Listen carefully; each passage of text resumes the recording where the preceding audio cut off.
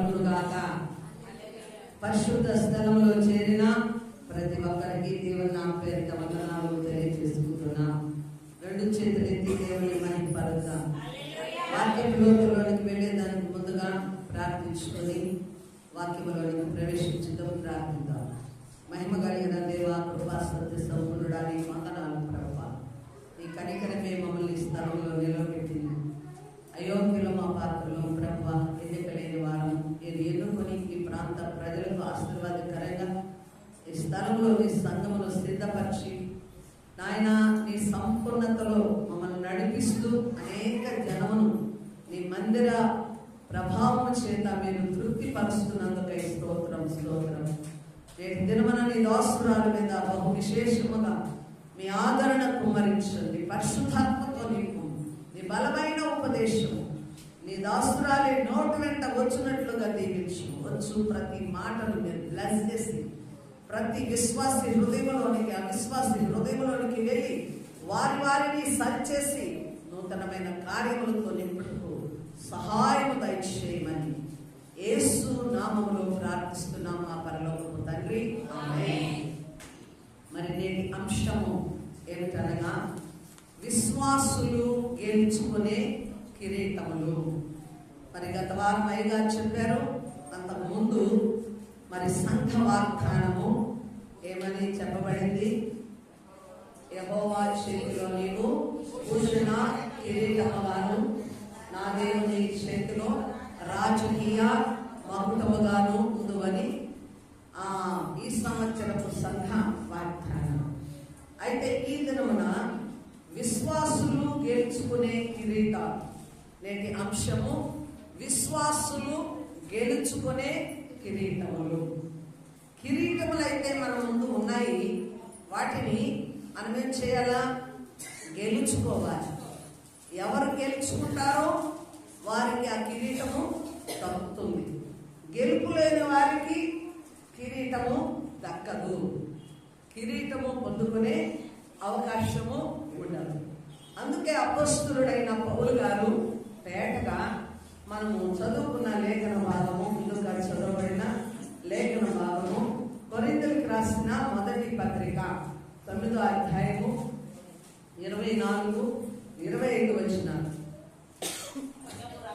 పందెపు రంగమందు పరిగెత్తు వారందరూ పరిగెత్తుతురు గాని ఒక్కడే బహుమానము పొందునని మీకు తెలియదా?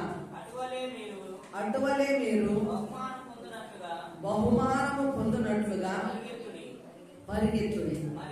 మరియు పందెమందు పోరాడు ప్రతివాడు అన్ని విషయముల యందు మితముగా ఉండును. వారు క్షేమము కిరీటమును పొందుటకును, మనమైతే అక్షయమగు కిరీటమును పొందుటకును మితముగా ఉన్నాము. కాబట్టి నేను గురి చూడని వాని వలె పరిగెత్తువాడను కాను. గాలిని కొట్టినట్లు నేను పోట్లాడుటలేదు.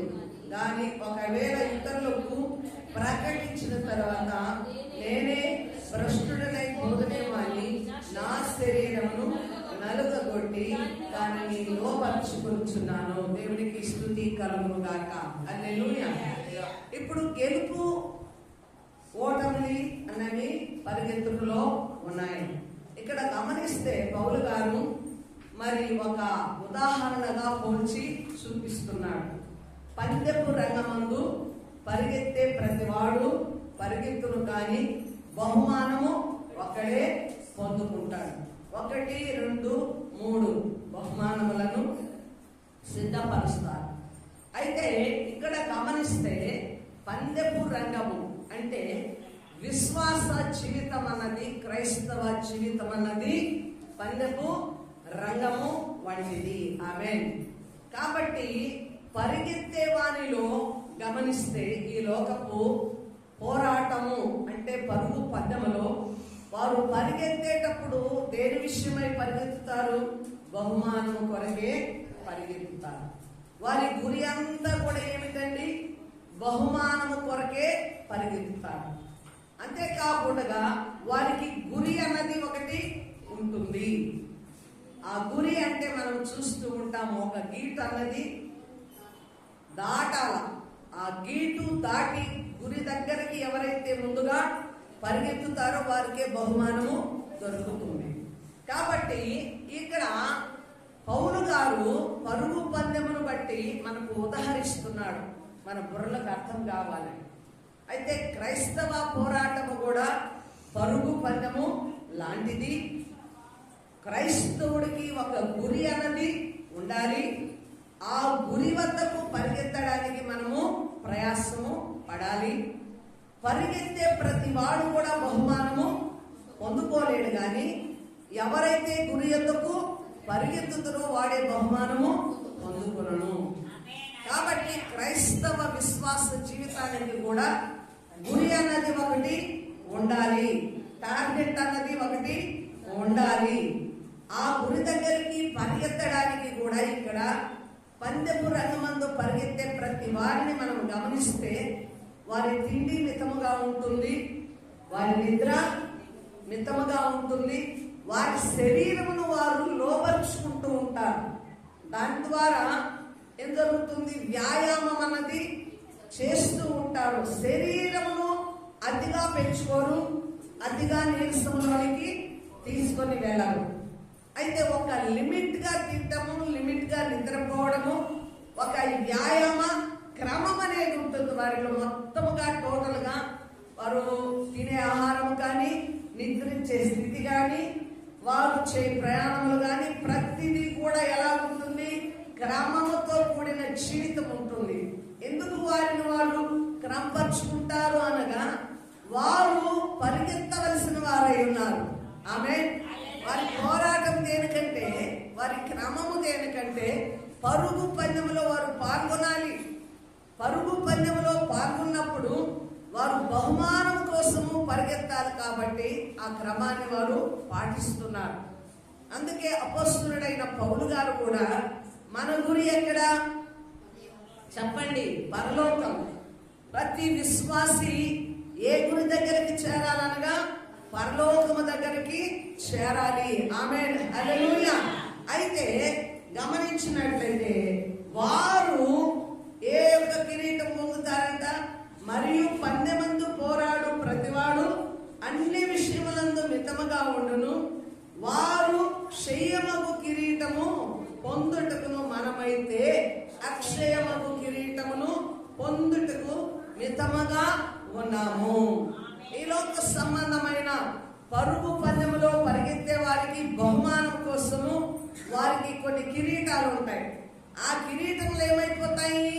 కొంతకాలానికి అవి క్షయమైపోతాయి.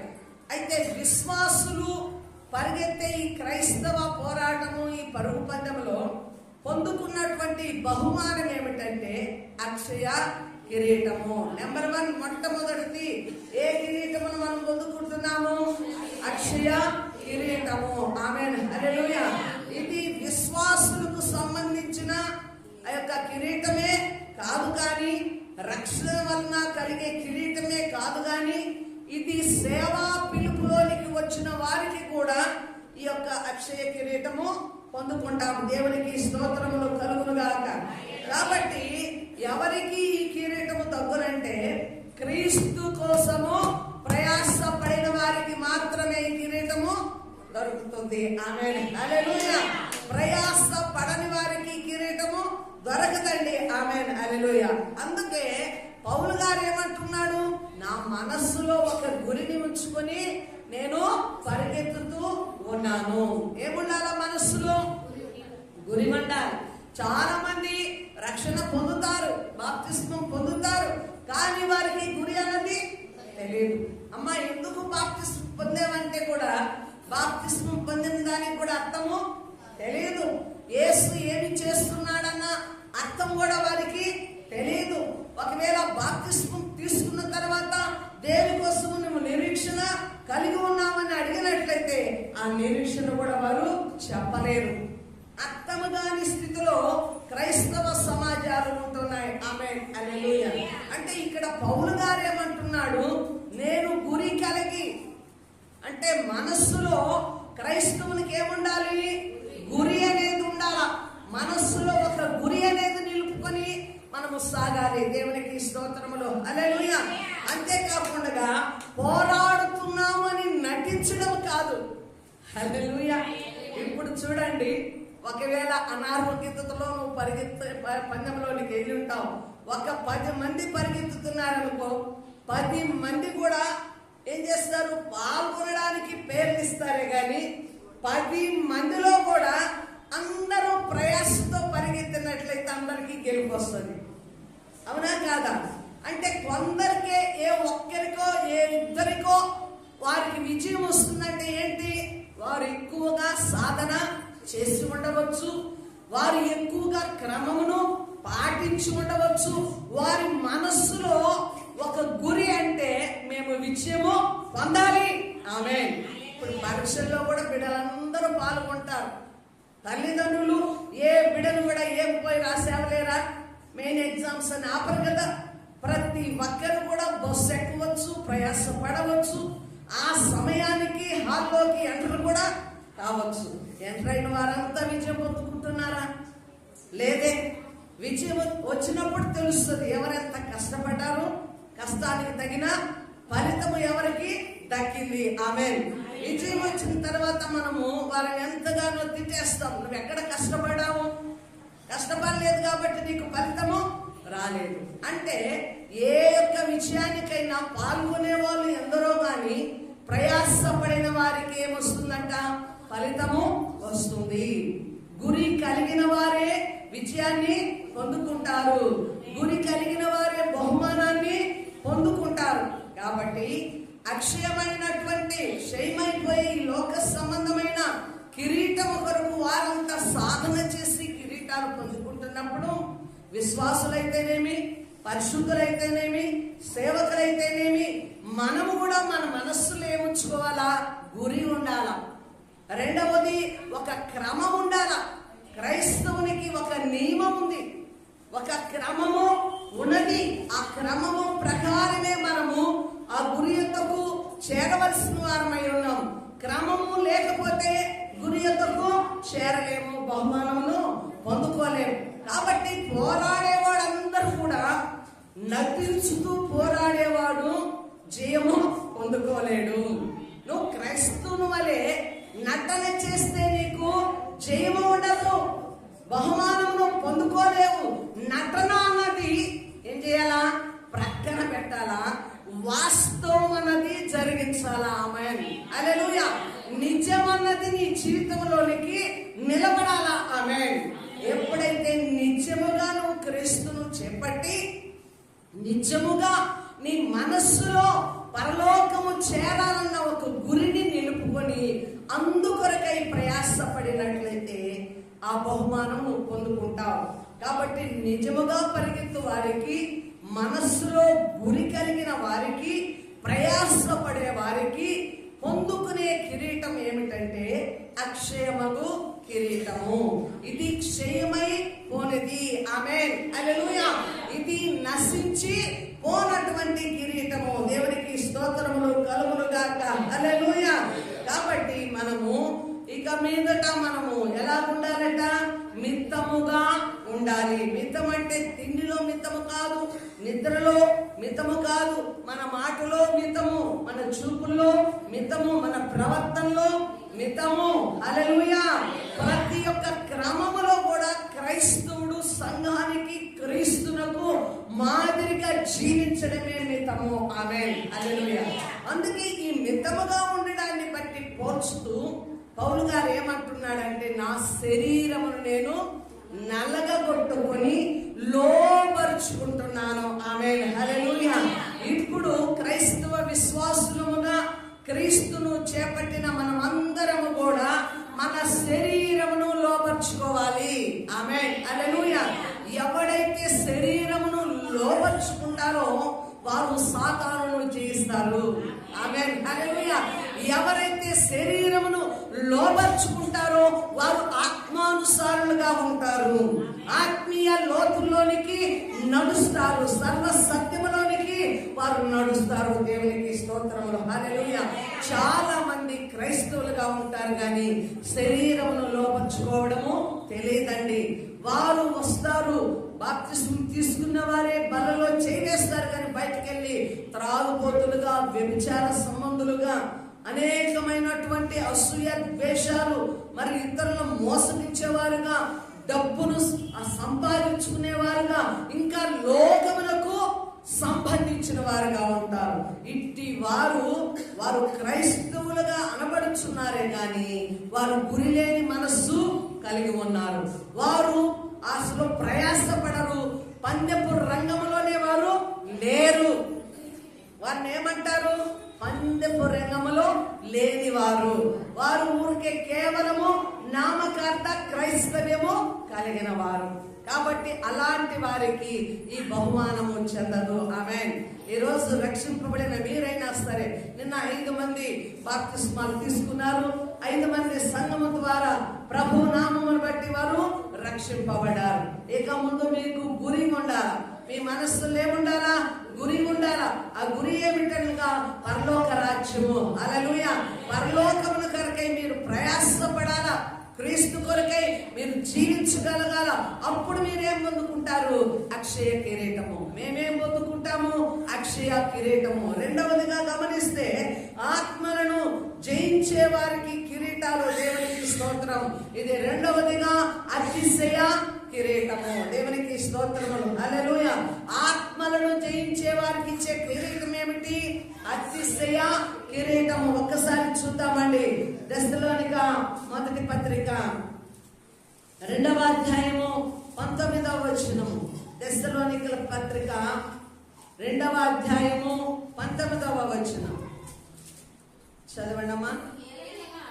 ఏలయనగా మన నిరీక్షణ అయినను ఆనందమైనను అతిశయ కిరీటమైనను ఏది?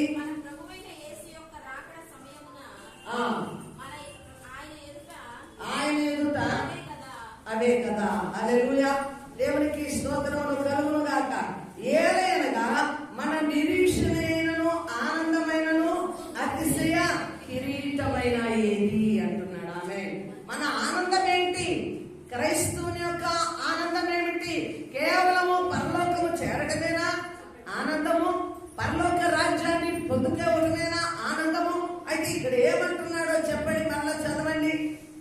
మా నిరీక్షణను ఆనందమైనను అతిశయ కిరీటమైనను ఏది? మన ప్రభువైన యేసు యొక్క రాకడ సమయమున ఆయన ఎదుట మీరే కదా. ఆమేన్. హల్లెలూయా. మనము ఆనందించే సమయము ఎవరు? సేవకులు. వారికి కలిగిన పిలుపునకు, లేక విశ్వాసులు వారికి కలిగిన పిలుపునకు వారి యొక్క అతిశయము ఆనందం ఏమిటంటే, మీరు జయించిన ఆత్మలే. హల్లెలూయా. రాకడ సమయంలో మీరు ఎంత మందిని భూమి మీద సువార్తను ప్రకటించి యేసు వైపు మళ్లించారో వారు రక్షణ పొంది ఆ రాజ్యములో సంఘముగా ఎత్తబడి, ఇదిగో ఫలానామే ఈ ఆత్మను రక్షించింది. ఆమేన్. ఈ ఆత్మకు సంబంధించిన వారు వీరు, ఈమె ద్వారా వీరు ఈనాడు పరలోకములో చేరి ఉన్నారని అక్కడ లెక్క చూడబడుతుంది. ఆమేన్. హల్లెలూయా. అందుకే పౌలు గారు ఏమంటున్నాడు? ఇదిగో నేను ఆత్మలను జయించున్నాను, మీకు సువార్త ప్రకటించున్నాను, సువార్త ద్వారా మీరు రక్షింపబడి ఉన్నారు. రాకడ సమయంలో పౌలు గారు ఎంత మందికి సువార్తను ప్రకటించి ఎంత మందిని దేవుని రాజ్యంలోనికి చేర్చున్నాడో వారందరే ఆయన అతిశయము. ఆమేన్. వారందరే ఆయన ఆనందము. ఆమేన్. హల్లెలూయా. పరలోకములోకి మనం ప్రవేశిస్తాం. గురి యొద్దకు ప్రవేశించిన తర్వాత అక్కడ మనకు ఆనందం కలుగుతుంది. కేవలం సేవకులకే కాదు, విశ్వాసులు కూడా నేటి దినాలలో సువార్థికులుగా ఉన్నారు. వారి సాక్ష్యాల ద్వారా అనేక మందిని మందిరానికి నడిపిస్తూ ఉన్నారు, క్రీస్తును పరిచయం చేస్తున్నారు. కొత్త గొప్ప వారికి తెలిసిన మాటలు అందిస్తూ అనేక ఆత్మలని సమకూరుస్తున్నారు. ఆమేన్. హల్లెలూయా.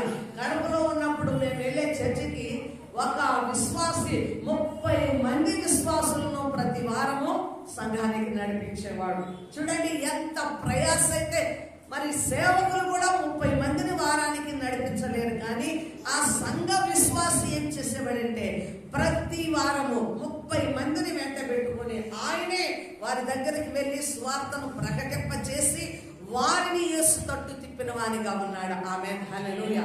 అంటే ఈనాడు విశ్వాసులు కూడా ఏం చేయాలా? నువ్వు నమ్మిన యేసును ప్రకటించాలా, అనేక ఆత్మలను నువ్వు జయించాలా. ఆమేన్, హల్లెలూయా. కేవలము రక్షణ నొందిన వారికి గురి దగ్గరికి చేరుతారు, కానీ గురి దగ్గరికి చేరిన బహుమానములు అందుకుంటారు, కానీ అక్కడ మనము ఆనందించే, అతిశయించే. ఆమేన్, హల్లెలూయా. మన అతిశయము ఎవరనగా, మనము భూమి మీద సువార్తను ప్రకటించి దైవ రాజ్యానికి చేర్చిన ఆత్మలే మన అతిశయము. ఆమేన్. ఇక్కడ సంపాదించుకున్న ఆస్తులు నీతో వెళ్ళలేవు, భూములు నీతో వెళ్ళలేవు, బంగారము వెండి ఏది నీతో నువ్వేమి తీసుకుని వెళ్ళలేవు, కానీ ఆ రాజ్యంలోనికి నువ్వు తీసుకుని వెళ్ళేది ఏమిటంట? నువ్వు రక్షించిన ఆత్మలను మాత్రమే. ఆమేన్, హల్లెలూయా. కాబట్టి అక్కడ నాకు అతిశయం ఉంది, ఇదిగో మీ ద్వారా విశ్వాసులతో ప్రకటిస్తున్నాడు. ఆమేన్, హల్లెలూయా. కాబట్టి మీరే కదా నిత్యముగా మీరే మా మహిమయు ఆనందమునై ఉన్నారు. ఆమేన్, హల్లెలూయా. పరలోకము చూడటమే మహా ఆనందము. అక్కడ కూడా మరలా దేవుని నామములో నువ్వు ఎంత మందిని సమకూర్చావో వారందరూ ఆ సముఖములో నీతో పాటు ఆ రాజ్యములో చేరి నిలిచినప్పుడు, ఆ దూతలతో వారు స్తోత్రములు చెల్లిస్తున్నప్పుడు ఎంత ఆనందము. ఆమేన్, హల్లెలూయా.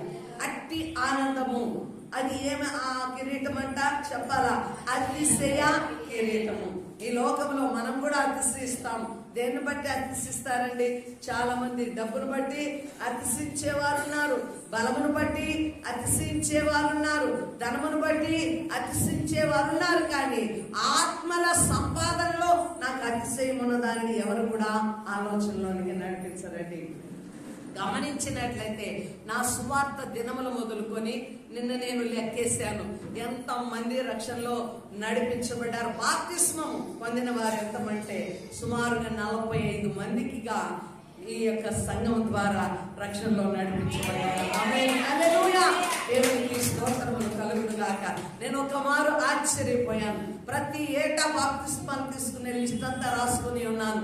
అంతకు ముందు సువార్థికురాలుగా ఉన్నప్పుడు కూడా ఇంకా కొన్ని 5-6 ఆత్మలు, అంటే మొత్తం టోటల్ గా 50కి పైన ఆత్మలను దేవుడు రక్షణ మార్గములో కేవలము విశ్వాసంలోనే కాదు 50కి పైన నా సువార్త దినముల యందు వారిని రక్షణ మార్గంలో నడిపించున్నాము. దేవునికి స్తోత్రములు కలుగును గాక.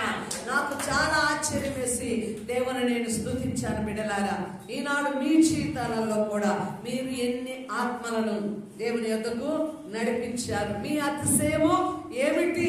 ఆమేన్, హల్లెలూయా. కాబట్టి రెండవదిగా ఏంటంట? ఆత్మలను జయించే వారికి అతిశయ కిరీటము. అందుకే గమనిస్తే ఫిలిప్పీయులకు రాసిన పత్రిక 4వ అధ్యాయము 1వ వచనం చదువుతామండి. పత్రిక, కావున నేను అపేక్షించు నా ప్రియ సహోదరులారా, నా ఆనందమును నా కిరీటమునై ఉన్న ప్రియులారా, ఇట్లు ప్రభువునందు స్థిరులై ఉండుడి, ప్రభువునందు ఏక మనస్సు గలవారై. ఆమేన్, హల్లెలూయా. కావున నేను అపేక్షించు నా ప్రియ సహోదరులారా, నా ఆనందమును నా కిరీటమునై ఉన్న ప్రియులారా, ఇట్లు ప్రభువునందు స్థిరులై ఉండుడి. ఆమేన్, హల్లెలూయా. మన కిరీటం ఎవరు చెప్పండి? నీకున్న కిరీటం ఏంటి? నీవు నడిపించిన ఆత్మలే నీకు కిరీటమై ఉన్నారు. ఆమేన్, హల్లెలూయా. ఇప్పుడు నీకు పరలోకములో దేవుడు ఒక కిరీటమును పెడుతున్నాడు. ఆ కిరీటం ఏమిటి? అతిశయ కిరీటము. అక్షయ కిరీటం అంటే పంచపురంగంలో పరిగెత్తిన వారందరూ గెలుపుకున్న వారు ఏం చేస్తారు? అక్షయ కిరీటము. ఇక్కడ ఆత్మలను సంపాదించిన వారికి అతిశయ కిరీటము. అతిశయ కిరీటము దేవుడు తల మీద పెట్టినప్పుడు ఆ కిరీటములో ఎవరుంటున్నారు? ఆ కిరీటంలో రత్నములు రాలేవడంటే నువ్వు సంపాదించిన ఆత్మలు. ఆమేన్, హల్లెలూయా. నువ్వు సంపాదించుకున్న ఆత్మలే ఏం జరుగుతుంది? ఒక్కొక్క రాయిగా నీవు ధరించిన కిరీటములో పొదలబడి ఉంటుంది. ఆమేన్, హల్లెలూయా. ఎంతటి అతిశయ కారణము. దేవునికి స్తోత్రములు కలుగును గాక. కాబట్టి మీరు స్థిరులై ఉండండి. ఆమేన్. ఈరోజు రక్షణ పొందాము, సంఘములో చేర్చబడ్డాము, మేము ఫలానా కల్వరి పిలుపు సంఘ బిడలమని మీరు చెప్పుకోవడం కాదు. అయితే మీరేం చేయాలట? ఏం చేయాలా? మీ సేవకురాలికి, మీ సేవకుడికి, మిమ్మల్ని ఆత్మీయ స్థితిలో నడిపించిన దైవజనులకి మీరు ఒక కిరీటముగా ఉన్నారు. ఆ కిరీటము ఎప్పుడు దక్కుతుంది సేవకుడికి, సేవకురాలకు? అనగా నువ్వు స్థిరులై ఉన్నప్పుడు. ఆమేన్. మీరు చేపట్టిన విశ్వాసమును గట్టిగా పట్టి గురినొద్దకు పరిగెత్తి దైవ రాజ్యమును మీరు పొందుకున్నప్పుడు ఆ యొక్క సేవకుడి యొక్క కిరీటములో మీరు రాళ్ళలాగా ఉంటారు. ఆమేన్. హల్లెలూయా. అప్పుడు మీరేం చేయాలనగా స్థిరులై కదలకుండా మీరు నమ్మిన రక్షణను విడిచిపెట్టకూడదు. దేవునికి స్తోత్రము. హల్లెలూయా. కొంతకాలం ఉండి పడిపోయే అవకాశం అయితే దేవుడు ఇవ్వడు. రక్షణ పొందిన వారికి గొప్ప ఆపర్చునిటీ ఏమిటంటే, ఒకవేళ పడిపోయినా మరలా దేవుడు లేవనెత్తుతాడు, స్థిరపరుస్తాడు. ఆమేన్. హల్లెలూయా. అంటే దైవ రాజ్యం మాత్రము ఖచ్చితంగా నువ్వు పొందుకుంటావు. దేవునికి స్తోత్రములు కలుగును గాక. ఇంకా మనం గమనిద్దాము. 126వ కీర్తన 5వ వచనం చదవండి అమ్మా. కీర్తనలు 126వ కీర్తన 5వ వచనం.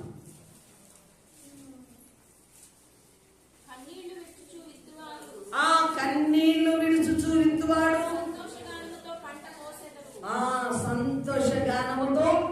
కోసేదరు. చూడండి, ఒక్క ఆత్మను రక్షించాలంటే ఒకనాటి ప్రసవ వేదన సరిపోదు. ఒక తల్లి బిడ్డను భూమి మీదకి తీసుకొని రావాలంటే ఎంత ప్రయాసపడాలా?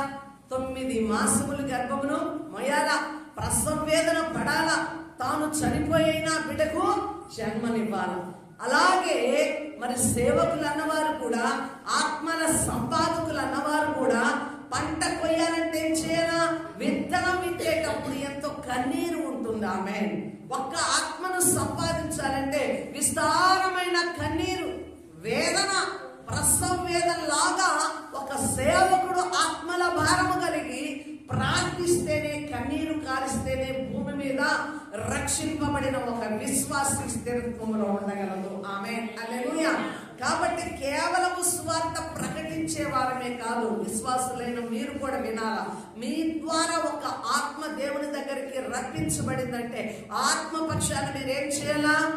నిరంతరం ప్రార్థన చేస్తూనే ఉండాలి. మీ ఊపిరి ఉన్నంత వరకు ప్రభు ఆ బిడ్డ రక్షింపబడింది, ఇదిగో నేను సువార్తను ప్రకటించాను, ఆ బిడ్డ నమ్మింది, ఆ బిడ్డ జారిపోకుండా, పడిపోకుండా, లోకంలోనికి నశించిపోకుండా ఆ బిడ్డను స్థిరపరచమని ఎవరు ప్రార్థన చేయాలా? సేవకులు అన్నవారు ప్రార్థించాలా. నువ్వు ఒకవేళ ఒక ఆత్మను నీవు దేవుని దగ్గరికి నడిపిస్తే ఆత్మని రక్షించాలని నువ్వు ఊరికే ఉండకూడదు. ఆమేన్. హల్లెలూయా. కాబట్టి కాపరులు మౌనంగా ఉండకూడదు, విశ్వాసులు కూడా మౌనముగా ఉండగా దేవునికి ఏం చేయాలా? ఆత్మలను అప్పగిస్తూ ఉండాలా. దేవునికి స్తోత్రములు కలుగును గాక. కాబట్టి కన్నీటితో విత్తువాడు సంతోషముతో పంట కోయనంట. ఆమేన్. హల్లెలూయా. అంటే పౌలు గారి ఆనందము, పౌలు గారి యొక్క అతిశయము, ఆ యొక్క అతిశయ కిరీటమునకు, ఆనందమునకు కారణం ముందుగా ఏం చేశాడు? పౌలు గారు విస్తారమైన కన్నీరు కార్చాడు, విస్తారమైన కన్నీరు కార్చాడు. అందుకే అనేక మార్లు సంఘాలను కట్టి ఆయా ప్రాంతాలలో సంఘాలను నిలిపి తిరిగి వెళ్ళి పరామర్శిద్దాము, తిరిగి వెళ్ళి సంఘమును పరీక్షిద్దాం అనుకున్నప్పుడు భిన్నమైన సువార్తలు తట్టు తిరిగిపోయి ఏమయ్యాడు పౌలు గారు? నేను ఏడుస్తూ ఉన్నాను, మీకోసము బహురోదన చేస్తున్నాను. ఎందుకు మీరు ఇంత కొద్ది కాలం అందే మీరు ఇలాగా భిన్నమైన సువార్త తట్టు తిరిగి మొట్టమొదటిగా మీరు ఆత్మానుసారులు ఉండి ఇప్పుడు శరీరానుసారులుగా ఎలాగ మారిపోయారని వారిని గురించి ఒక ఆత్మీయ తండ్రిగా ఎంతో బహు దుఃఖము కలిగిన వాడుగా ఉన్నాడు. ఆమేన్. హల్లెలూయా. మీరు కూడా అనుకోవచ్చు, ఈ చేతులతో బాప్తిస్మం పొందిన వారు అనేక మార్లు తొలగిపోయిన వారు ఉన్నారు. అయితే వారిని గురించి ఈనాటికి కూడా ఒక ఆత్మీయ తల్లిగా ఎంతో వేదన చెందుతూ ఉన్నాం. ఆమేన్. హల్లెలూయా. ఎందుకు కారణం అంటే చూడండి, ఒక ఆత్మ నశించిపోవడం అది దేవుని యొక్క చిత్తము కాదు. ఆమేన్. కాబట్టి ఈ రోజు విశ్వాసులైన సేవకులైన ఎవరైనా కానీ దేవుడిచ్చే భారం ఏమిటంటే కన్నీటితో మనము విత్తనము వేయాలి. ఆత్మలను సంపాదించాలంటే కన్నీటితో విత్తనము వేయడము. ఆమేన్. హల్లెలూయా. అప్పుడు విస్తారమైన పంట. దేవునికి స్తోత్రములు. అందుకే యేసు ప్రభు వారి భూమి మీద ఉన్న దినములలో ఏమన్నాడు? కోత ఎంతో విస్తారము, కోయివారు కొద్దిమంది. ఆమేన్. హల్లెలూయా. కోయుటకు పనివారిని వేడుకొనుము. ఆమేన్. కోత విస్తారం కావాలంటే ఏం చేయాలా? కోయడానికే పనివారా? విత్తనము విత్తనమే పంట వస్తుందా? కోయడానికి పంట సిద్ధంగా ఉంటుందా? విత్తేవాడు అవసరము. ఆమేన్. ఎంత విత్తనము విత్తుతావో అంత పంట దేవుడు సిద్ధము చేస్తాడు. ఆమేన్. హల్లెలూయా. కాబట్టి ఈనాడు విశ్వాసులైన సేవకులైన విత్తుటలో కన్నీరు కార్చేవారుగా ఉండాలా. ఆమేన్. హల్లెలూయా. మన అతిశయము మన ఆనందం ఏమిటో తెలుసా? చెప్పండి. రేపు దేవుని రాజ్యానికి నీతో పాటు ఒక్క ఆత్మనైనా నీవు నడిపించాలా. ఆమేన్. నీ విశ్వాసులకు కూడా ఖచ్చితంగా ఈ పని చేయాలా. దేవునికి స్తోత్రములు కలుగునుగా. ఇప్పుడు కొన్ని ప్రాజెక్టులు వచ్చాయి. నిన్న మొన్న కార్డులు చేత పట్టుకొని దీంట్లో చేరక్క ఒకరు చేరితే ముగ్గురిని చేర్చాలని ఎంత ప్రయాసపడి నేర్పిస్తున్నారు అమ్మలు. అబ్బా, దీనికైతే ఎంత ప్రయాసం. ఎవరెవరు ఇళ్ళకు పోతారు, ఎంతెంతో లిస్టు చదువుతారు. 1,00,000 రూపాయలు వస్తుందంటారు, 50 వస్తుంది. నెల నీకు ఇంట్లో ఉండే ఇన్కమ్ నువ్వేమిలే. నువ్వు ముగ్గురిని చేర్పించు, ఆయన ముగ్గురిని చేర్పిస్తాడు, ఆయన ముగ్గురిని చేర్పిస్తాడు. ఒక్క మంత్ లోనే నువ్వేమైపోతాయి? 100 మంది 1000 మందిని రీచ్ అయిపోతావు. నీకు 30,000 వస్తాయి, 20,000 వస్తాయి, 10. అబ్బా, ఎంత అంచనాలో. నీవు చస్తే ఇప్పుడు నేను పూడ్చిపెట్టే వాళ్ళు ఉన్నారో లేదో తెలీదు. నువ్వు చస్తే నువ్వు సంపాదించుకునే డబ్బు ఏమైపోతుందో కూడా తెలియదు. కానీ వీటికైతే మరి ఎక్కువ జ్ఞానం. అయితే దేవుడు ఏమంటున్నాడు? రక్షణ పొందిన నీవు ఇంకొక ఆత్మను రక్షించమని నీకు చెప్పలేదా? ఆ బుద్ధి నీకు వాక్యములో లేదా? హల్లెలూయా. నమ్మిన వారు మీరు అనేకులని శిష్యులుగా చేయండి. ఆమేన్. నమ్మిన వారు ఏం చేయాలంట? అనేక మందిని శిష్యులుగా చేయండి. ఇప్పుడు వచ్చే ప్రాజెక్టులు, ఇప్పుడు వచ్చే ఆలోచనలన్నీ బైబిల్లో నుంచి పుట్టియే. ఆమేన్. 1:3 అంద్రేయ చూశాడు. ఎవరిని పిలుచుకొని వెళ్ళాడు? పేతురుని పిలుచుకొని వెళ్ళాడు. అంద్రేయ చూశాడు, నతానియేలుని పిలుచుకొని వెళ్ళాడు. ఒక్కడు చూశాడు, 3-4 పిలుచుకెళ్ళాడు. నీకు బుద్ధి సిగ్గు ఉందా? ఇన్ని సంవత్సరాల నుంచి క్రీస్తుని ఎరిగిన క్రైస్తవ కుటుంబం చెప్పుకుని ఒక్క ఆత్మను నువ్వు రక్షించావా? గుండె మీద చేసుకొని చెప్పు. నువ్వు గుండె మీద చేసుకొని చెప్పు. నువ్వు నేను ఒక్క ఆత్మను రక్షించా. పలానా ఆమె నా ద్వారా ఈ రోజు మందిరానికి వస్తుంది. పలానా ఆమె యేసు ప్రభు నమ్ముకున్నది.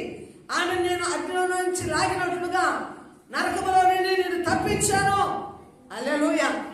రేపు యేసు ప్రభు రాజ్యంలోనికి వెళితే పలానానికి రక్షణకు కారణం ఎవరమ్మా అంటే చెప్పాలి. ఈమె అని అక్కడ రుజువు తేలుతుంది. దేవునికి స్తుతి కలుగును గాక. హల్లెలూయా. కాబట్టి ఈ రోజునైనా ఈ లోక సంబంధమైన వ్యాపారాలు, లావాదేవీలు, లాభాల వైపు చూడకు. ఆమేన్. పరలోక సంబంధమైన లాభము, బహుమానము నువ్వు ప్రయాసపడితే నీకు ఎవరికి అక్కడ జీతము. ఆ నిత్యమైన రాజ్యములో, క్షయము గాని శాశ్వతమైన రాజ్యములో, లయమైపోయిన రాజ్యములో నీకు ఖచ్చితముగా ఏది నిలబడాలో అది నిలబెట్టే దేవుడు. ఆమేన్. ఈ లోకములో సంపాదించుకున్నదంతా ఏది నువ్వు చేత పట్టుకొని పోలేవు ప్రియమైన బిడ్డ. కాబట్టి రెండవదిగా జయించే వారికి ఏమొస్తుందంట? అతిశయ కిరీటము. ఈ కిరీటము కావాలనుకున్న వారు దాని కొరకై ప్రయాసపడాలా. అది మన యొక్క ఆనందము. ఆమేన్. హల్లెలూయా. రేపు దేవుడు మాకిచ్చే ఆనందం కూడా రక్షింపబడిన మీ ఆత్మలంతా కూడా రేపు దేవుని రాజ్యంలో మా ఆనందమై ఉన్నది. మా కిరీటంలోని ఒక్కొక్క రాయి ఉన్నారు. కాబట్టి మీరు స్థిరులుగా ఉండండి. ఆమేన్. హల్లెలూయా. దేవునికి స్తోత్రములు. అందుకే మీరు కర్ర, కొయ్యకాలు, గడ్డి చేత మీరు ఈ పునాది మీద కట్టబడినట్లయితే మీ విశ్వాసము బూడిద పాలైపోతుంది. ఏం కావాలి? మనము వెలగలే రత్నముల చేత, బంగారము చేత, వెండి చేత మనము కట్టబడిన వారమైతే రేపు ఆ క్రీస్తు న్యాయపీఠం ఎదుట నువ్వు నిలిచిపోయినప్పుడు బుగ్గిపాలు కాకుండా నీ బహుమానాన్ని నువ్వు పొందుకుంటావు. ఆమేన్, హల్లెలూయా. కాబట్టి పరలోకములో దేవుడు నీకు సిద్ధపరిచిన బహుమానమును పొందుకోవడానికి ప్రతి ఒక్కరు కూడా సిద్ధముగా ఉండాలి. ఆమేన్. యోహాను సువార్త 4:36 చదవండి ఒక్కసారి. 4:36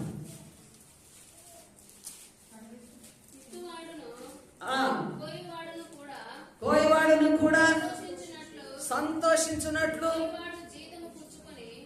ప్రతివాడు జీతము పుచ్చుకొని నిత్య జీవార్థమైన ఫలము సమకే. ఎవరెవరంట? విత్తువాడు, కోయివాడు. ఏం చేస్తాడంటే ఇద్దరు సంతోషము పంచుకుంటారు.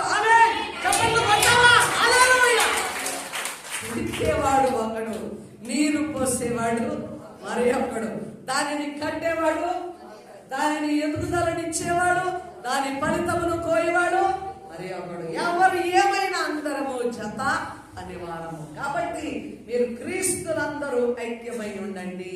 ఆమేన్. చూడండి, కొన్నిసార్లు ఈ సంఘములో ఉన్న ఆత్మ నీ ద్వారా రక్షింపబడి, ఇప్పుడు సపోజ్ నేను అనుకుంటాను ఒకరి జోలికి నేను వెళ్ళను, నేను వారికి సువార్త ప్రకటింపచేసి ప్రార్థన లేని వారికి ప్రార్థన నేర్పించి క్రీస్తునంతకు నడిపించి వారికి రక్షణ బాప్తిస్మము కలిగించి క్రీస్తు నామానికి అప్పగించారు.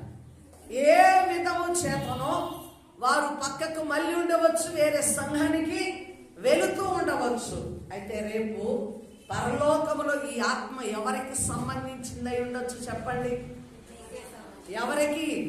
ఈ దాసురాలకే సంబంధించింది. ఆమె నువ్వు ఎక్కడికన్నా వెళ్ళు, నువ్వు తృణీకరించి వెళ్ళు, ఏమైనా కానీ అయితే నీ పరిస్థితి మాత్రం నీ పరిస్థితి దాటకుండా ఉండడం నువ్వు చూసుకోవాలి. కానీ నువ్వు ఎవరి ద్వారా రక్షింపబడ్డావో ఆ లెక్క అక్కడ తేలుతుంది. కానీ నువ్వు ఇంతకు మించి ఏ స్థాయిలోనికి వెళ్ళినా, ఏ సంఘ సేవకుడికి వెళ్ళినా నీకు సువార్త ప్రకటింపచేసి నిన్ను రక్షింప చేసినటువంటి ఆ సేవకురాలకే ఈ ఆత్మ లెక్కలో చేరుతుంది. ఆమేన్. అందుకే మనం విత్తేవాడు విత్తుతుంటాము, నీరు పోసేవాడు నీరు పోస్తాడు, ఎదుగుదలనిచ్చేవాడు ఎదుగుదలను చూస్తాడు, కోసేవాడు కోస్తాడు. కానీ మీరందరూ ఏమై ఉన్నారంట? క్రీస్తులో జత పనివారు. ఆమేన్, హల్లెలూయా. కాబట్టి నేను గొప్ప, నా సంఘము గొప్ప, నేను ఈమెను వృద్ధిపరిచిన, నేను ఈమెను ఇప్పుడు అప్పుడు అట్లున్నది, ఇప్పుడు ఇంత స్ట్రాంగ్ ఉన్నదని చెప్పుకోవడానికి లేదు. ఆమేన్, హల్లెలూయా.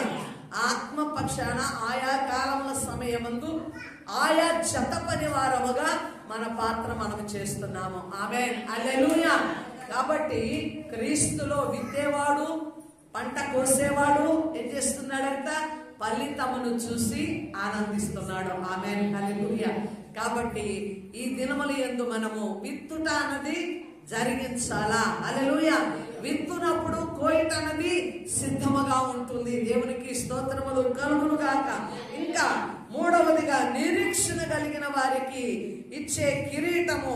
ఆమేన్, హల్లెలూయా. దేవునికి స్తోత్రములు కలుగును గాక. 2వ తిమోతి రాసిన పత్రిక 4:8 చదవమ్మా. తిమోతి రాసిన నా కొరకు నీతి కిరీటము ఉంచబడి ఉన్నది. ఆ దినమందు నీతి గల న్యాయాధిపతి అయిన అది నాకు మాత్రమే కాకుండా తన ప్రత్యక్షతను ఆపేక్షించు వారికి అందరికీ అనుగ్రహించును. ఇది ఏ కిరీటము? నీతి కిరీటము. ఆమేన్, హల్లెలూయా. విశ్వాసమును కాపాడుకుంటుని నా పరుగు అడముంటి చితిని, ఇదిగో నా కొరకు నీతి కిరీటము ఉంచబడ్డది. ఆమేన్, హల్లెలూయా. విశ్వాసకి ఏం అవసరం? నిరీక్షణ అవసరం. నిరీక్షణ లేకుండా విశ్వాసము ఉండకూడదు. ఆమేన్. మన నిరీక్షణ ఏమిటి? విశ్వాసం ఉంచాము, ప్రభువును నమ్మాము, రక్షణ పొంది ఉన్నాము, ఆ గురి ఎందుకు ప్రయాసపడుతూ పరిగెత్తుతున్నాము. కానీ నిరీక్షణ ప్రభు వస్తాడు. హల్లెలూయా. ఆ ప్రభువు రాకడని ఏమంటున్నాడు? ప్రత్యక్షత, క్రీస్తు ప్రత్యక్షత. ఆ ప్రత్యక్షత కొరకు మనమంతా నిరీక్షణ గలవారమై ఎదురు చూస్తుండాలి. ప్రభువా నువ్వెప్పుడు వస్తావు? నేను సిద్ధముగా ఉన్నాను. హల్లెలూయా. నాకు ఇక లోకంలో ఏమి అవసరమో లేదు ప్రభువా, నేను నమ్మాను, నీ కొరకే జీవిస్తున్నాను, నీ కొరకే నేను బ్రతుకుతూ ఉన్నాను. కాబట్టి నా నిరీక్షణ ఏంటి? నువ్వు వస్తావు. హల్లెలూయా. నా విశ్వాసమును నేను కడ వరకు కాపాడుకోవాలి. ఆమేన్. హల్లెలూయా. నీ విశ్వాసమును ఎంతవరకు అండి? ప్రభు వచ్చు వరకు. ఆమేన్. ఆయన ప్రత్యక్షత కలుగు వరకు. ఆమేన్. ఒకవేళ ఆనాటికి బ్రతుకుంటే ఆనాటికి కూడా నేను నిరీక్షణ తొట్టిల్లకూడదు. ఆమేన్. హల్లెలూయా. అప్పుడు ఏం బతుకుంటామంట?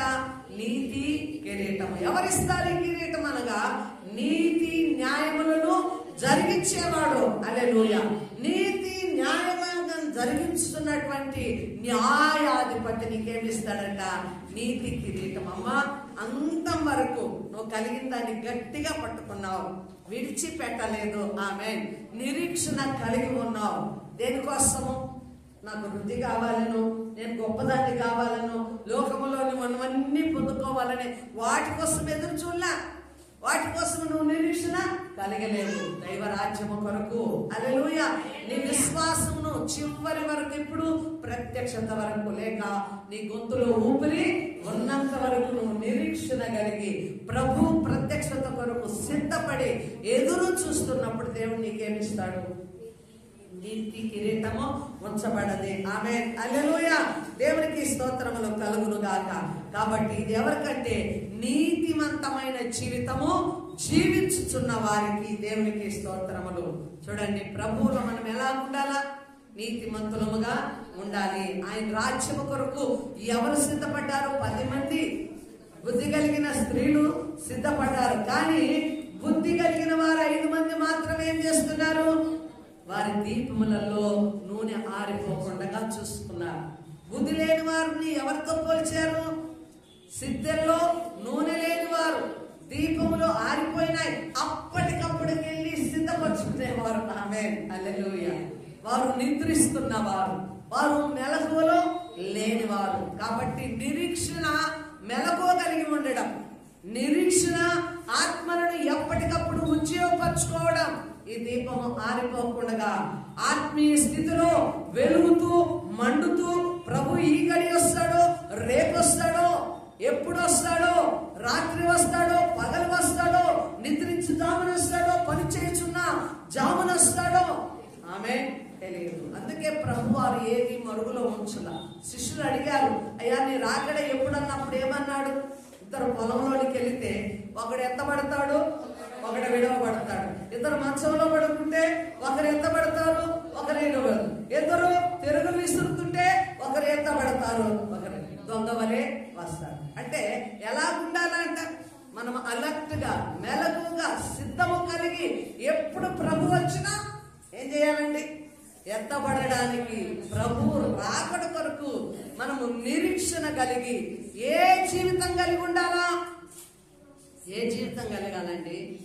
నీతిమంతమైన జీవితము. నీతిమంతులుగా ప్రకాశించాలి. దేవునికి స్తుతి కలుగును గాక. హల్లెలూయా. చూద్దాము, 1 యోహాను రాసిన పత్రిక 3వ అధ్యాయము 2-3 వచనాలు. మనందరి నిరీక్షణ కూడా ఏముండాలో చదివేదానికి టైం లేదు. ప్రభువును మనము చూతుమన్న నిరీక్షణ. హల్లెలూయా. మన నిరీక్షణ ఏంటండి? ఏంటి మన నిరీక్షణ? ప్రభువును చూస్తాము. ఆమేన్. ప్రభువును కన్నులారా మేము చూస్తామన్న నిరీక్షణ కలిగి ఉండాలి. దేవునికి స్తోత్రాలు. ఇప్పటికి ఎన్ని కిరీటాలు చూసుకున్నాం? ఎన్ని కిరీటాలు? 3 కిరీటాలు. మొదటిది అక్షయ కిరీటము. ఎవరికి అక్షయ కిరీటము? పందెపు రంగములో పరిగెత్తుతూ గురి యొద్దకు గురి కలిగి ప్రయాసతో మితముగా క్రమముగా పోరాటము కలిగి పోరాడి గెలుపొందిన వాడికి ఏ కిరీటం అంట? అక్షయమైన, అంటే నశించిపోని కిరీటము. ఆమేన్. హల్లెలూయా. నిలిచి ఉండే శాశ్వతమైన రాజ్యము. ఆ కిరీటాన్ని మనం పొందుకుంటాము. రెండవది అతిశయ కిరీటము. మనము ఆనందము. ఇది ఎవరు పొందుకుంటారు? ఈ అతిశయ కిరీటం ఎవరిది? ఆత్మలను జయించిన వారికి ఆమేన్ అతిశయ కిరీటము, కన్నీటితో విత్తుచున్న వారికి హల్లెలూయా, విత్తనము విత్తి పంటకు సిద్ధము చేసిన వారికి ఇది అతిశయ కిరీటము. మూడవది నీతి కిరీటము. ఇది ఎవరిది ఈ కిరీటము? విశ్వాసమును కాపాడుకున్నవారు, ఎదురు చూస్తూ నిరీక్షణ కలిగి ప్రభు ప్రత్యక్షత కొరకు ఎదురు చూస్తున్నవారు, ప్రభు నేను చూడాలని ఆశ కలిగిన వారికి నీతి కిరీటము. నాలుగవది నమ్మకమైన వారికి కిరీటము. హల్లెలూయా, ఇది జీవ కిరీటము. యాకోబు రాసిన పత్రిక 1వ అధ్యాయము 12వ వచనం చూద్దాం. యాకోబు రాసిన పత్రిక 1వ అధ్యాయం 12వ వచనం. శోధన సహించువాడు ధన్యుడు, తాను శోధనకు నిలిచిన వాడై ప్రభువును ప్రేమిస్తూ ప్రభువును ప్రేమించు వారికి వాగ్దానము చేసిన కిరీటము. ఏ కిరీటం అంటే ఇది? జీవ కిరీటము. ఈ జీవ కిరీటము ఎవరికి వస్తుందంట? శోధనను సహించాలా సహించకూడదా చెప్పు. ఇప్పుడు శోధన పరీక్షింపబడే వాళ్ళకి ఎంత విసుకో, వాళ్ళంటే యువత వాళ్ళకు కూడా చుడకన. ఏందమ్మా ఆమె విశ్వాసం అంటది, ప్రార్థనలు అంటది, ఉపవాసాలు అంటది, ఎప్పుడు చర్చి అంటుంది. కానీ ఆమెకి రాని ఇబ్బందులు లేవే, ఆమెకి లేని జబ్బులు లేవే, ఆమెకి లేని అప్పులు లేవే, ఆమెకి లేని అసమాధానం లేదే, కుటుంబంలో ఏదీ లేదే. ఎందుకమ్మా ఆమె విశ్వాసం అని బయట వారు అంటారు, సంఘస్థులు కూడా చులకంత అంటారు. మీకు ఏమిస్తుందంట? మీ నోటితో మీరు చెప్పండి. జీవ కిరీటము. ఈ జీవ కిరీటం ఎవరికి? శోధనను సహించిన వాడు, ఇంకా ప్రభువును ప్రేమించిన వాడు. దేవునికి స్తోత్రములు కలుగును గాక. హల్లెలూయా. దేవుణ్ణి ప్రేమించిన వాడు, పాపమును జయించిన వాడు. ఆమేన్. హల్లెలూయా. ఈ జీవ కిరీటం పొందాలంటే 3 షరతులు ఉన్నాయి. హల్లెలూయా. ఇప్పుడు ముందుకునే 10,000 జీతానికి ముగ్గురిని చేర్పించాలన్న షరతులా? అనే కాదు. ఏం షరతులు చెప్పండి. జీవ కిరీటం పొందాలంటే ఏ షరతులు ఇచ్చాడు దేవుడు ఇక్కడ? శోధనను సహించుకోవాలా. శోధన వస్తుంది, శోధనలు ఏం చేయాలంట? తాళుకోవాలా, నెమ్మలించుకోవాలా, ప్రభువుని విడిచిపెట్టకూడదు, ప్రభువుని దూషించకూడదు, సనుక్కోకూడదు, విసుకోకూడదు, ఏ భక్తిలో అనుకోకూడదు, ఏమి దేవుళ్ళే అనుకోకూడదు, ఏమి సంఘములే అనుకోకూడదు. ఈ సంఘములోకి పోతే ఎదుగు బతుకు లేదు, ఆశీర్వాదం లేదు, ఇంకొక చోటగా పోతే విస్తారమైన ఆశీర్వాదం అని పరిగెత్తును కూడదు. హల్లెలూయా. ఏం చేయాలంట? శోధనను సహించుకోవాలా. రెండవది పాపాన్ని జయించాలా. హల్లెలూయా. శోధన ఎప్పుడు వస్తుందో పాపం చేసే అవకాశం కూడా వస్తుంది. గెహాజీని శోధించాడా? పాపం చేశాడా గెహాజీ? ఏ పాపం చేశాడు? డబ్బును ఆశించాడు. దాని ద్వారా ఏమొచ్చింది? రోగాన్ని తన యొక్క తరాలకు కూడా సంపాదించుకున్నాడు. కాబట్టి శోధన, పాపము, ఇంకా మూడవది ప్రభువుని ప్రేమించడము. ఆమేన్. ఈ లోకముల అమ్మలారా, బాప్తిస్మం తీసుకున్న తల్లులారా, మీరు కూడా వినాలి. బాప్తిస్మం తీసుకున్న తర్వాతే ఒకవేళ పరీక్ష రావచ్చు, శోధనలు శ్రమలు రావచ్చు, నిట్టూర్పులు రావచ్చు, శ్రమలు కలగవచ్చు, అనేక ఇక్కట్టులు కలగవచ్చు. ఇదంతా కూడా నీ గెలుపుకు మాత్రమే. హల్లెలూయా. గెలిపించేవాడి చేతిలోనికి నువ్వు వెళుతున్నావు. హల్లెలూయా. దేవునికి స్తోత్రములు కలుగునుగాక. ప్రజలందరి ఎదుట యేసు నామమును ఒప్పుకున్నావు, నీ హృదయంలో ఆయనను విశ్వసించావు, గట్టిగా రక్షణ చేపట్టావు. కాబట్టి నీ కలిగిన దాన్ని, రక్షణను మాత్రం విడిచిపెట్టకు. రక్షణను విడిచిపెట్టకుండా గట్టిగా పట్టుకున్నట్లయితే నీ శోధనలు ఎదుట నిలవవు. ఆమేన్. శోధనలను జయించే శక్తి నీ దేవుడు తప్పకుండా ఇస్తాడు. పాపాన్ని జయించే శక్తి నీ దేవుడు తప్పకుండా ఇస్తాడు. ఇప్పటి నుంచి ఏం చేయాలి? మనము రక్షణ పొందిన వారు కానీ, మున్పు రక్షణ పొందిన వారు కానీ, విశ్వాసం కానీ, సేవకులను దేవుణ్ణి ప్రేమించడం నేర్చుకోవాలి. ఒక్కటి దేవుణ్ణి ఎప్పుడైతే నువ్వు ప్రేమించడం నేర్చుకుంటావో, దేవుడు వీటన్నిటిలో నీకేమిస్తాడు? శక్తినిచ్చి జయమనిస్తాడు. హల్లెలూయా. దేవుణ్ణి ప్రేమించకుండా విడిచిపెట్టినట్లయితే యోబు గారి జీవితం ఏమైంది? ఎంత శోధింపబడినా, ఎంత పరీక్షింపబడినా దేవుణ్ణి హత్తుకున్నాడు కానీ దూషించి విడిచిపెట్టాల. భార్య ద్వారా శోధింపబడ్డాడు, దూషించి మరణం గమ్మన్నాడు. ఏం చేశాడు? దూషణకు బదులుగా ఏం చేశాడు? స్తుతించాడు. స్తుతించుడంటే హత్తుకున్నాడు, విడిచిపెట్టలేదు. కాబట్టి రెండింతల ఆశీర్వాదము యోబు గారు పొందుకున్నారు. ఆమేన్, హల్లెలూయా. కాబట్టి నమ్మకముగా ఉండే వారికి ఏమిస్తాడట? జీవ కిరీటము. ఎంతవరకు నమ్మకం ఉండాలి? ప్రకటన గ్రంథము 2వ అధ్యాయము 10వ వచనం గమనించండి. ప్రకటన 2:10. మరణము వరకు నమ్మకముగా ఉన్న వారికి నేను జీవ కిరీటము ఇచ్చెదను. హల్లెలూయా. దేవునికి స్తోత్రములు కలుగునుగాక. హల్లెలూయా. కాబట్టి ఎవరికంటమ్మా? మరణం వరకు నమ్మకముగా ఉన్న వారికి జీవ కిరీటము ఇద్దును. ఇక్కడ ఈ సందర్భము స్ముర్నా సంఘం గురించి చెప్తున్నటువంటి మాట. హల్లెలూయా. ఈ సంఘము దేవుని ఎదుట ఎలా ఉందంట? నీతిగా ఉంది. దేవునికి స్తోత్రాలు. సాటి యూదులు మరి వీరిని విమర్శిస్తున్నారు, దూషణ పలుకుతున్నారు.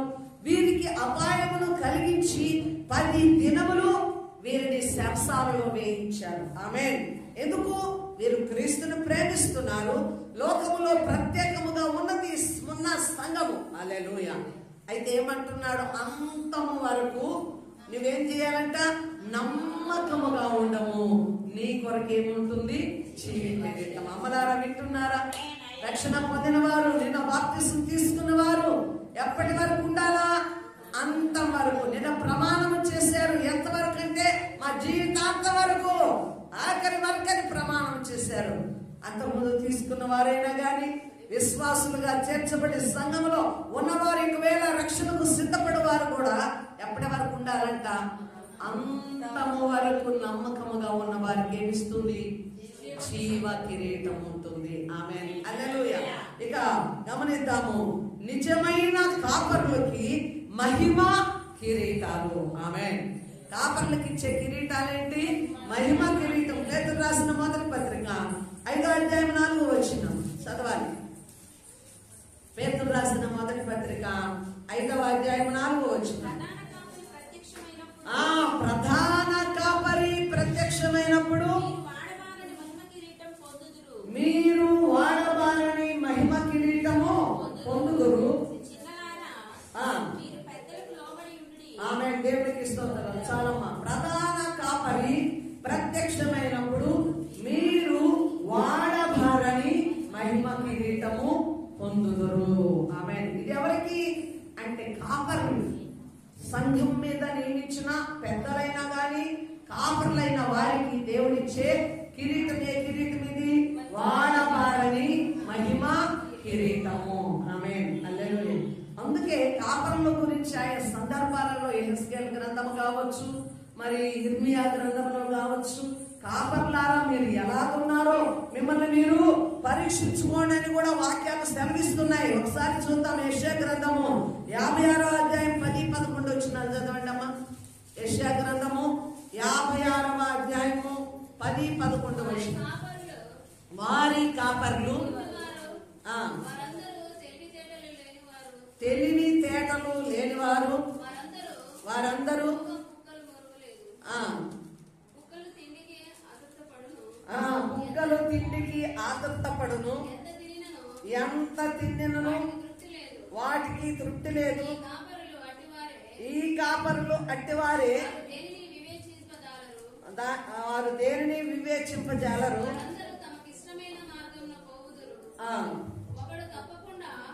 చూడండి అమ్మా, సమయం లేదు. వీరి కాపర్లు ఎలాంటి వారంట? గుడ్డివారు, తెలివి లేని వారు, మోగ కుక్కలు లాంటి వారు. హల్లెలూయా. తిండిపోతులంట. కుక్కలు తిండికి ఎలాగా ఆశపడుతున్నారో, ఎగబడుతున్నారో, అలాగే ఈ కాపర్లు కూడా తిండి కోసము, నిద్ర కోసము ఎగబడేవారుగా ఉన్నారు. తమకిష్టమైన తోవల్లో నడిచేవారే కానీ దేవుని మార్గాలను ఎరిగి ముందు వారికి ఉన్న అంధత్వము తొలగింపబడిన స్థితిలో కాపర్లు లేరు. కేవలము కాపర్లంటే కాపరి పని ఏంటమ్మా? మందను కాచేవారు, నడిపించేవారు. మందల కాపర్లు గుడ్డివారైతే ఏమైపోతారు? ఇప్పుడు నేనే గుడిదాన్ని, నాకు వాక్యం తెలియదు, సత్యము తెలియదు, దేవుని నీతి తెలియదు, యథార్థత తెలియదు. మిమ్మల్ని ఎలాగ నేను సత్యంలో నడిపిస్తాను, నిజమైన త్రోవల్లో నడిపిస్తాను? కాబట్టి కాపర్లు ఉన్నారు, దేవుని చేత నియమింపబడని కాపర్లు ఉన్నారు. కానీ వారు ఎలాగ ఉన్నారంటే గుడ్డివారుగా ఉన్నారు. వారు తిండిపోతులై ఉన్నారు, వారు మత్తులై ఉన్నారు, వారు తమకు ఏర్పరచుకున్న త్రోవల్లో నడిచేవారు ఉన్నారు. అంటే కాపర్లకి వాడబారని, అంటే నిత్యమైన శాశ్వతమైన మహిమ కిరీటం ఎక్కడుంది? సంగమును కాల్చే కాపర్లకు, ఆత్మను జయించిన కాపర్లకి ఆ మహిమ కిరీటము పరలోకములో దేవుడు ఏర్పరిచి ధరింప చేస్తాడు. ఆమె ఇది ఎవరికంటే ప్రయాసపడే వారికి, తిండిని బట్టి తిండిపోతులైన వారికి కాదు, నిద్రమత్తులైన వారికి కాదు, గుడితనంలో ఉన్న కాపర్లకు కాదు, వివేకం లేని జ్ఞానం లేని వారిగా ఉన్నవారికి కాదు. ఇది అంటే ప్రయాసపడి ఆత్మలను నిక్కచ్చిగా కష్టపడి దేవుని రాజ్యము నిమిత్తము నిలబెట్టే కాపర్లకి ఏమిస్తాడంట? వాడబారని మహిమ కిరీటము. ఆమేన్. ఎప్పుడు ఇస్తాడు? ప్రధాన కాపరి ఎవరు?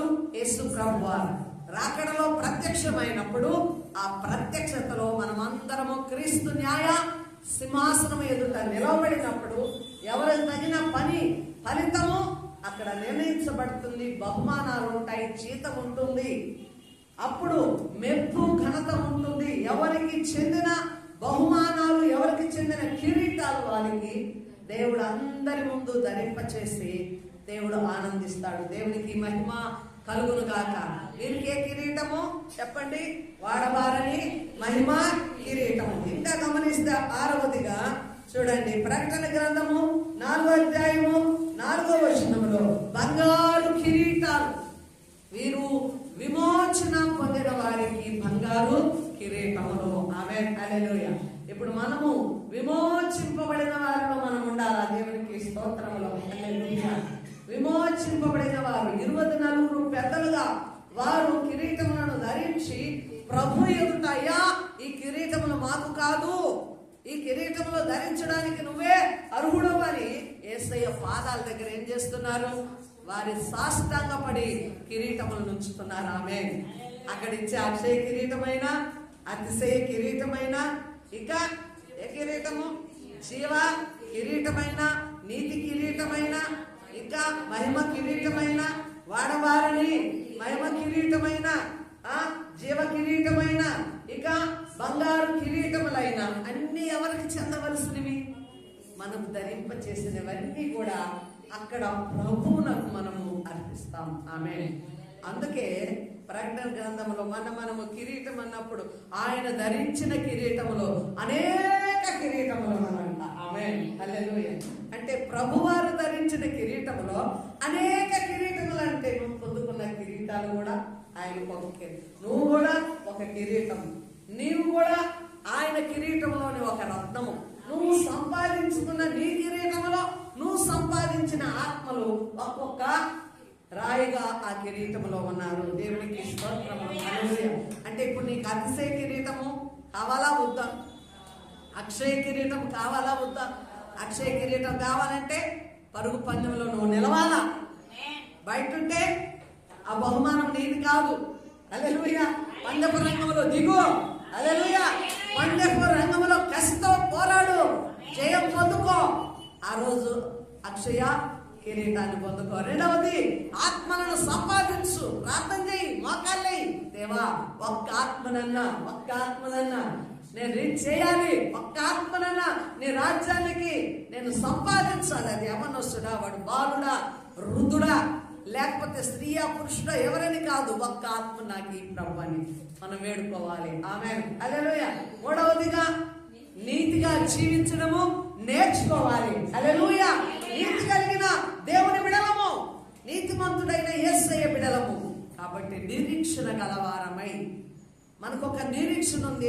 ఆ నిరీక్షణ ప్రభు వస్తాడు, ఆయన ప్రత్యక్షతలో నేను ఆయన రాజ్యము చేరుతాను. కాబట్టి విశ్వాసమును కాపాడుకోవాలా, నీతి కిరీటము పొందుకోవాలి. ఇంకా గమనించాలి, చెప్పాలా, నమ్మకముగా ఉండగలగాల. హల్లెలూయా. అంతం వరకు నమ్మకంగా ఉన్నప్పుడు జీవ కిరీటము, శోధనలు రాని, దెబ్బలు రాని, అన్ని నా యేసయ్య చూసుకుంటాడు. ఆమేన్. హల్లెలూయా.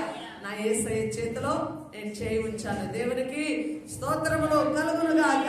కాబట్టి మరణం వరకు నమ్మకంగా ఉండాలి, నిజమైన కాపర్లముగా ఉండాలా. ఆమేన్. ఏదో లబ్ధి కోసమో, మన పట్టపుటి కోసమో, మనము ఇల్లు గడవాలనో, ఒక ఏ పనికి చెల్లలేదు కాబట్టి ఒక సంచి తగిలించి కాపరి పాత్ర పోషించడానికి కాదు. ఆమేన్. హల్లెలూయా.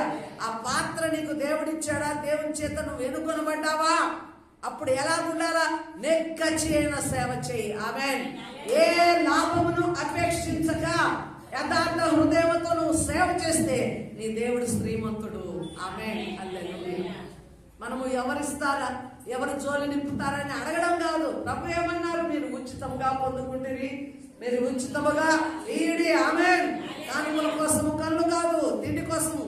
ఒక్కొక్క అమ్మ వస్తుంటే పాత్రలు ఏది చేపల మటన్ సరే ఇంకా కూర్చొని గంటలు తిని కడుపు తెచ్చుకొని పోయి ఉరకబెట్టి 3 గంటలు 4 గంటలు నిద్రపోయేది సేవ కాదమ్మా. హల్లెలూయా. ఇప్పుడు ఎంత ఉంది, ఒక సేవకుడు రాయాలంటే లిస్టు పెట్టాలా. ఉదయము టీ కానిచ్చి టిఫను, మళ్ళా మధ్యలో వారికి ఏంటి, మధ్యాహ్నం ఏంటి, ఏదో అనుకోవద్దు, అలాగున్నాయి వారు ఉండడానికి నివాసాలు, ఏసీ గదులు, ఇవన్నీ గతంలో ఇవన్నీ పొందుకొని సాధు సుందర్ సింగ్ అయ్యగారు కానీ, భక్త సింగ్ అయ్యగారు కానీ, పెద్ద పెద్ద సేవకులు, ప్రపంచమంతా తల్లకిందులు చేసిన సేవకులు ఏం కోరి, వారు ఏమి ఆశించి వారు సేవ చేశారండి, అన్ని ఆత్మలను కదిలించారండి, నిజమైన సేవ చేశారు. ఆమేన్. హల్లెలూయా. ప్రార్థించి ఏమిస్తారని చేతుల వైపు చూసే మనసు ఉండకూడదు. ఆమేన్. యథార్థవంతులకు ఆయన చీకటిలో వెలుగు పుట్టించును. ఆమేన్. హల్లెలూయా. నీకు ఏమి కావాలన్నది దేవుడు నీకు సహాయం చేయవాడై ఉన్నాడు. దేవునికి స్తోత్రములు కలుగునుగాక. కాబట్టి కిరీటాలన్నీ ఎవరి కొరకు, విశ్వాసులు గెలుచుకునే కిరీటాలు. దేవునికి స్తోత్రములు. హల్లెలూయా. ఏ కిరీటమును గెలుచుకుంటావో అది నీ యొక్క స్థాయి, నీ విశ్వాసము, నీ నిరీక్షణ. దేవునికి మహిమ కలుగునుగాక. ప్రార్థన చేస్తున్నాం. పరిశుద్ధుడా, స్తోత్రము నాయన, కృపాసక్తి సంపన్నుడా, నీకు వందనాలు నాయన. అమూల్యమైన మాటల ద్వారా నాకు మాకు మీరు హెచ్చరిక చేసినందుకై స్తోత్రాలు ప్రభా. నీ రాజ్యంలో నువ్విచ్చే బహుమానములు పొందుకోవడానికి గురు యొద్దకే నాయన ఉన్నతమైన పిలుపును కలిగి గురు యొద్దకు మేము పరిగెత్తుచున్నాం కనుక మేము నష్టపోము, మేము వాడిపోము. మా యొక్క పరిచర్య, మా యొక్క విశ్వాసము బూడిద పాలు కాదని నమ్ముతున్నాం. The name of Lord Jesus. నీ మహిమ కొరకు అనేక ఆత్మలను మీరు నిలబెట్టుకుంటున్నారు. నీ మహిమ కొరకు నీ సేవకులను వాడుకుంటున్నారు. నీ సంఘమును విస్తరింపజేస్తున్నారు. రానున్న కాలంలో సంఘము ప్రబలుగాక, ఆత్మీయతలో సంఘము నిలవబడునుగాక. తండ్రి మీకు స్తోత్రములు. ప్రతి ఒక్కరిని ఉజ్జీవపరచండి. ఇంకా వేల ఆత్మలకు నాయన రక్షణ మార్గం వైపు మళ్లించగలిగిన కసి పరుగు మాకు దయచేయండి.